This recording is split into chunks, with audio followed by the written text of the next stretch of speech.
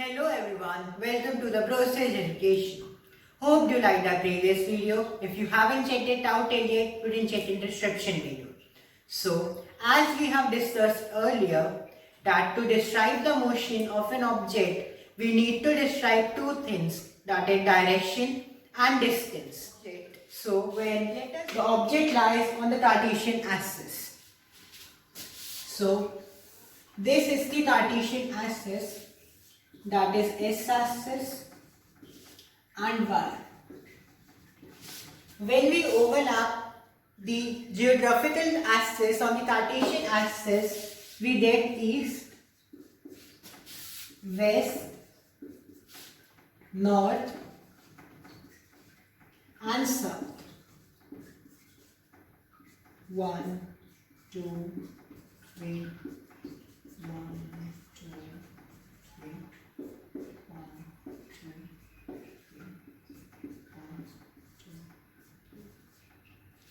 Here, on the left hand side of the x-axis, as in general maths we denote the negative numbers that are integers, but since we are talking about distance, so it cannot be negative. So I have placed there positive numbers.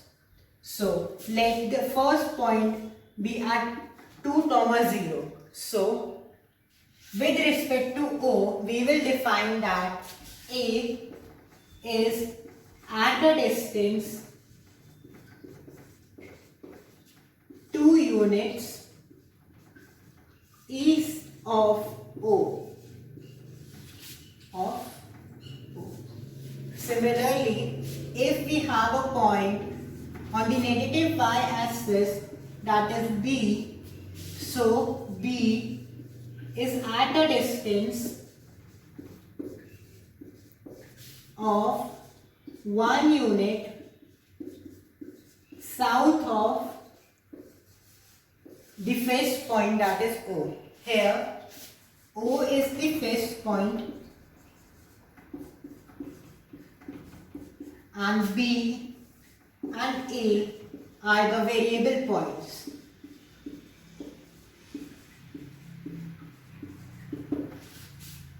So now let us see how to describe the position of the object when the object is between the axes. So let there be an object A at a distance of 5 units at an angle theta 1 with the x-axis. So we will say that A is at a distance 5 units in direction theta 1 degree or theta 1 angle north of east of O. Similarly, if we have another object B that is at an angle theta 2, so we will say that at a distance 3 units, suppose. So we will say that B is at a distance 3 units from O and the direction is theta 2 degrees south of east. Similarly, we can define other angles also. So now let us start with the example. An object is moving in a circular path of radius 1, as I have drawn earlier. Show the following positions of the particle. Let this be the particle A, this be particle B and this be particle C. Then 1 meter from center, 30 degree north of east. So first we will draw 30 degree north of east. That will be this angle.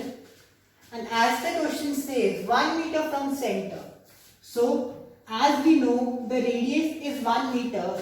So the point A will lie on the circumference of the circle.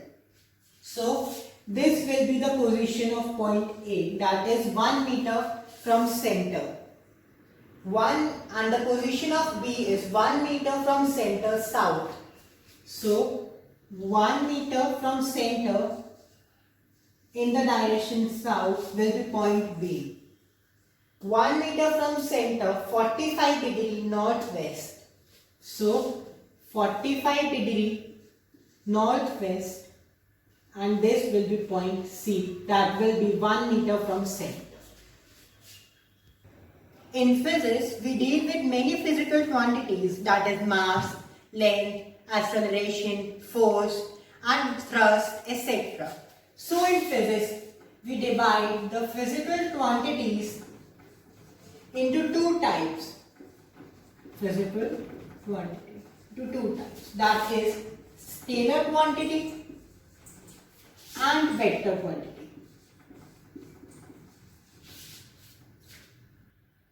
So the difference between scalar and vector quantity. So in scalar quantity we have magnitude only, while in vector we have magnitude and direction both.